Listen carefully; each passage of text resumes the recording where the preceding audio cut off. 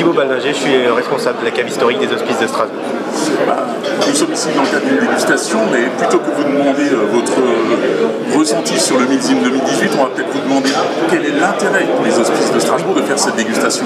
Alors il est double, dans le sens où pour nous, bien sûr, ça va être une charte de qualité, dans le sens où ces dégustations sont faites annuellement et on va tout simplement sélectionner le meilleur des vins. Là vous avez donc derrière moi des dégustateurs qui sont en train justement d'opérer pour le sélectionner. Et en fait, aujourd'hui, nouvelle année, petite nouveauté, on a choisi tout simplement de faire déguster le vin 2 fois pour plus d'objectivité en fait. Et donc du coup, ces vins, une fois qu'ils sont accrédités, sont tout simplement donc proposés aux viticulteurs, et les viticulteurs choisissent le vin qu'ils vont mettre en fait dans le tonneau tout simplement. Ces vins-là sont les meilleurs, parce que s'ils sont pas bons, le jury tout simplement n'en veut pas. Et une fois qu'ils sont dégustés, justement, une fois qu'ils sont cavés, une fois qu'ils sont mis en tonneau, ils vont rester en élevage pendant 6 à 10 mois. Et au bout des 10 mois, au bout des 6 à 10 mois, au bout de la période d'élevage, ils vont avoir justement plus de structure, plus d'onctuosité, plus de goût, plus de charisme. Et on va être justement sur des vins qui seront différents de leur entrée et qui seront justement meilleurs qu'à leur entrée.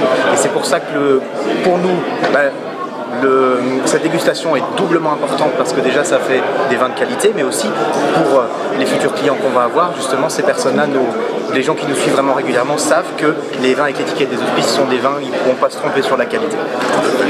Donc je résume, une première dégustation qui est un premier filtre, et ensuite le vigneron qui choisit lui par rapport au choix que les Hospices ont fait. Exactement, tout à fait. Pour ce millésime qui s'annonce, est-ce que vous avez des nouveautés qui s'annoncent aussi? Et bien, on a eu, il y a de cela, on va dire 1 ou 2 ans, un certain monsieur Yves Lehmann, qui est donc un distillateur au Bernay.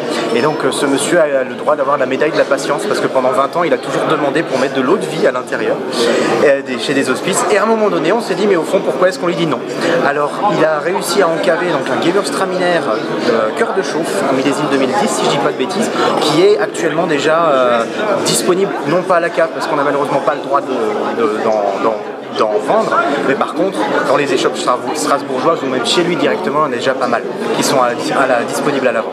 Et donc magnifique marc de Gewürztraminer, vraiment pour terminer l'étape de fête, c'est quelque chose de magnifique.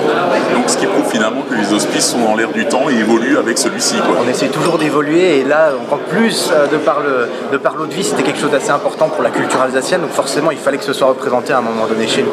Et donc là en plus on a un magnifique représentant de ces eaux de vie alsaciennes. Donc, okay. Merci beaucoup. Merci à vous.